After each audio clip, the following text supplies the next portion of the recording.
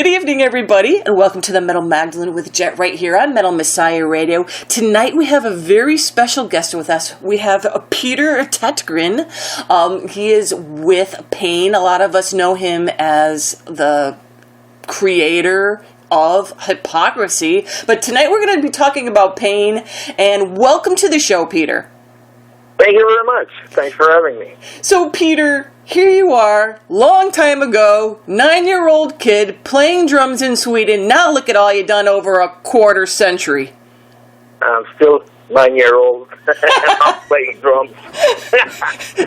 in your mind. So, Peter, what were some of the types of music that you were first interested in, and some of the musicians that kind of inspired you to want to pursue this musical path in life? Oh, I mean, I'm born 1970, you know, so all the shit up in the 70s, you know, were very influential to me. Anything from, you know, Led Zeppelin, Beatles, Rolling Stones, Kiss, Sweet, you name it, you know, all the stuff that was then, you know. And, you know, at that time, you know, I mean, definitely Kiss was my greatest thing, you know.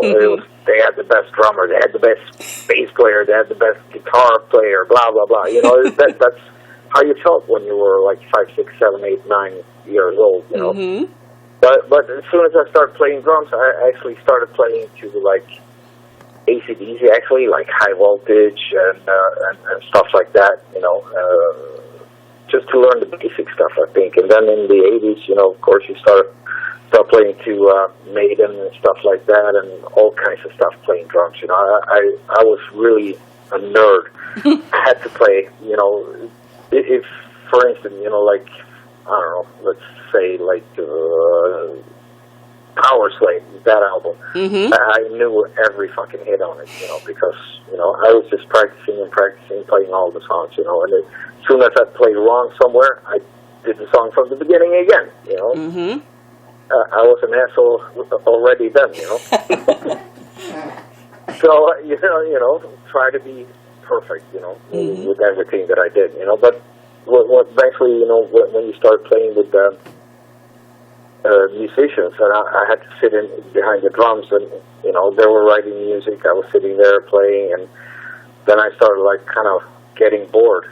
So I always had an acoustic guitar beside me, you know, and I was like, stop. And then I started playing some riffs. Can you play like this? And the guitar started playing like that.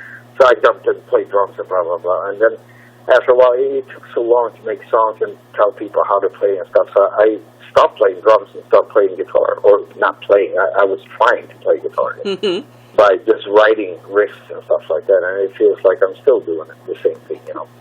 I only know what to play is what you hear from me. You know, that's about it, you know. And, you know, like we mentioned earlier, Hypocrisy and Pain, your main bands. Now, Hypocrisy, death metal band, and then Pain, you know, rocking, industrial, electronic. Pain is a party music, you know? Yeah, and I love the different contrasts in both. And Pain, you know, a hobby of yours or an interest in yours that turned into some serious shit with 8 albums out now. What sparked your interest in doing music like you do with Pain? I don't know, to be honest. I think it's my dad's fault. in the 70s, you know, he was building synthesizers and stuff, and into a lot of Jean-Michel Jarre and things like that, you know, like instrumental music made by just, you know, keyboards and stuff, you know. Right. I guess I always had that in my mind, you know, and I've been a little weak for Depeche Mode, but I think a lot of metal people like Depeche Mode nowadays anyhow. So, but, you know, it was just things that I wanted to try, and when, you know, when the Goa trance wave came, you know, in the mid-90s, I was just blown away by all the, you know, the keyboard sounds, the synthesizer sounds and stuff like that. And I kind of tried to create that, you know, but I didn't really know how, and that was the first album. So the second album actually sounds what I wanted to do on the first album. And the second, second was supposed to sound like the third one. So I was always at one album after myself. It was a disaster, but learning by doing, I guess. Absolutely. And now you're on your 8th album, and are you happy now? No, I'm never going to be happy, but a little bit more. It feels like I have some kind of idea what the hell I'm doing now. So, like I said, you are out with your new album, Coming Home, and I gotta say, Peter, that title track makes me a little sad to grow old, because sadly I can relate to all of that. Yeah, I mean, the title track was actually the last lyrics I wrote, and I was actually feeling like that, so I was just like, it was just empty in my head, and I was just staring at the paper, and I was like, come on, the last one, let me nail this down so I can leave this fucking album, Because, working on an album for a year, you get really mentale. Sure. For a while. Mm-hmm. You push yourself to the limit all the time because you want more than you can deliver, Mm-hmm. So that is, that lyric is exactly how I felt. And it even made me sad. I was like, oh my God, he's right. I was all happy listening to the rest of the album. And then I was like, oh, I can't listen to this anymore. I gotta go drink.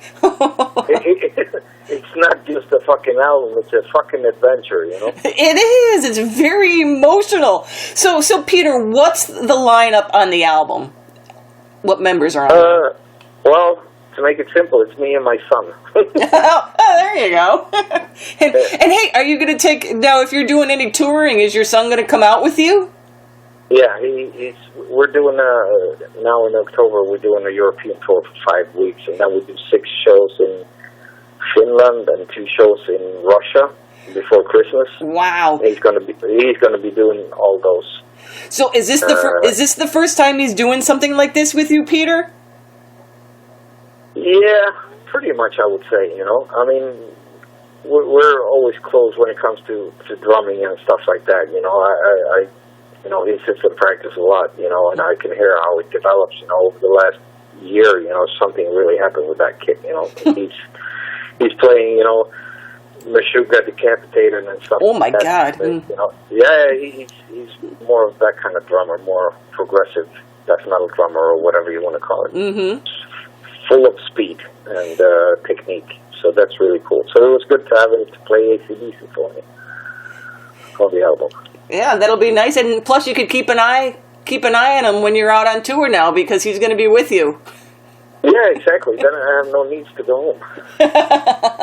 No, I gotta say, personally, I think that the album that you came out with is probably my favorite one so far of this year, because like I said, it's like you said, it's like a freaking adventure. It's emotional, and you've got songs on there like Call Me, little seductive there, thought-provoking topics like in Black Knight Satellite.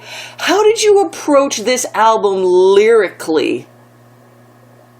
I think every song has its own story, kind of. I mean, the first song, Designed to Piss You Off, is really about me when I was a kid, before I started playing drums. I was a wild child. Like, for real, in school, I set the toilets on fire. I was sitting on the roof, throwing rocks at the teachers. I set a car on fire. I crashed, I don't know how many windows. I was just out of control, Mm-hmm. As soon as I started playing drums, it was something happened. I really cooled down and slowed down. Mm-hmm. Gave you some kind of focus in life there. Yeah, I guess I had too much energy, and all these letters. Mm-hmm. Well, ADHD or whatever it's called. Sure.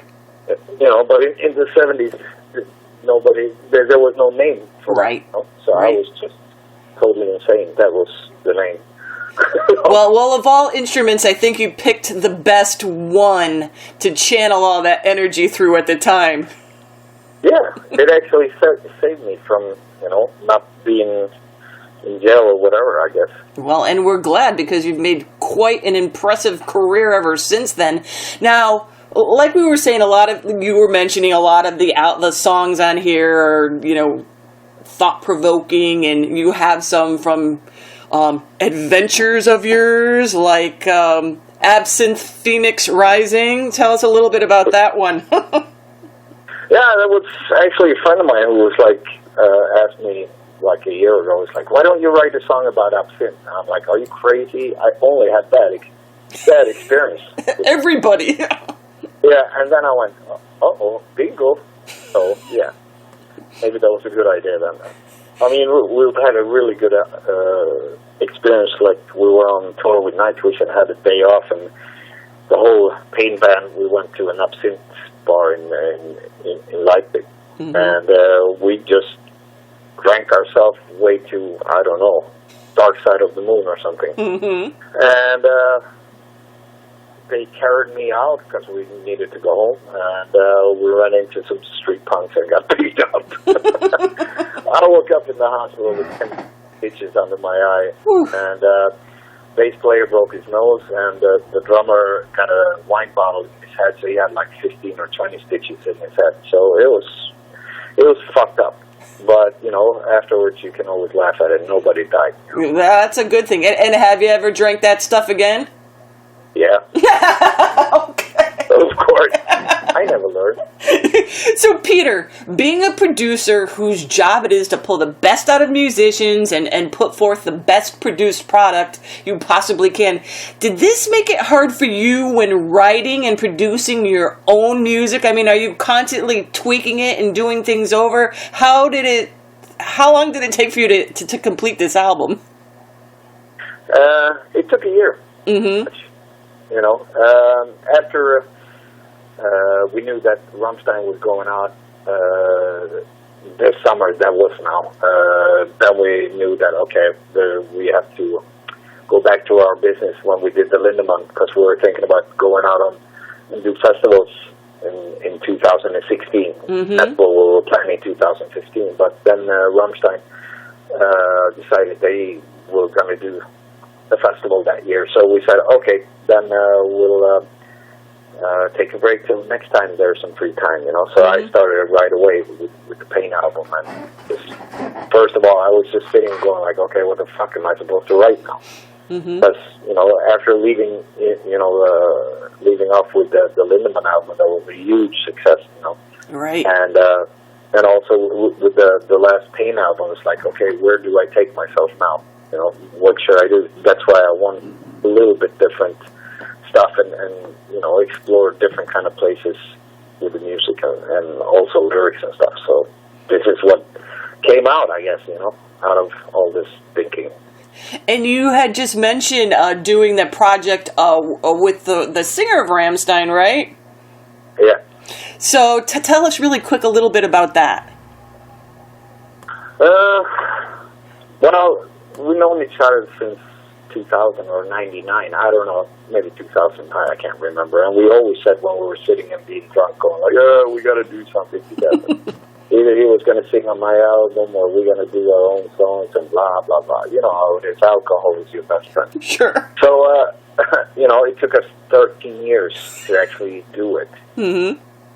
So, the summer of 2013, Sue calls me up and it's like, hey, we're playing in Sweden. Can you come over here and bring your family? I was like, oh, okay. So I went backstage there, and the first thing he does is giving me something to drink, of course. And then he goes, hey, I'm going to have 2 years of make some songs now. And I said, hell yeah, man. Let me know when you're ready. And it's like, okay, we only have like 2 or 3 gigs left, and then we can start. So he contacted me like in September or something like that. And then we started going, doing one song, and the first one was actually Lady Boy, and I was like, oh my God, are you really going to sing that? And then I just started listening more, it's like, this guy's insane. And every song, there as well, it was just like, okay, we do one song, oh, this came out really cool, okay, and then we did another one, and all suddenly we had like 10 or 12 songs, and we're like, what the fuck are we supposed to do with these now? And so we said, hey, let's see if there's a label who wants to release it. But it was our little hobby or secret to write these songs, and that was probably the best way of doing it. No, don't let anybody know that you're up to do things like that, you know? Right. Just release it and just go, hello. Surprise! Mm-hmm. Look what we were doing when we were drunk. No. Yeah. So that must have been fun for you. Oh, it was great. I mean, I took my 25 years of experience of writing and producing, and Phil took his 25 years from his side, you know, and we just packed it together, and it's basically two idiots sitting in the studio making weird music. And having a good time, you know, so it's... Oh, yeah, definitely. It was super nice, super easy, no pressure, nobody knew about it. It was total secret. Only his family and my family knew about it. So. Nice, yeah. No management, no record companies, nobody knew about it. That's nice, and it's surprising you were able to keep it under wraps all that time. Yeah, I mean, we didn't know what the fuck we were doing until we had like 8 songs or something, and it started feeling like, oh, maybe it's time for an album or something. Yeah, well, that was fun, and it was kind of a different and kind of a cool approach. Okay, so anyways, getting back to Pain, looking through the album, right, and just the album cover, before you even look into it, with this, astronaut and the broken down truck and the dried barren earth and everything. What's going on there? What were you going for with that album cover, Peter? Just something different, to be honest, It's cool. I love that. Just to look, it's kind of emotional too, yeah.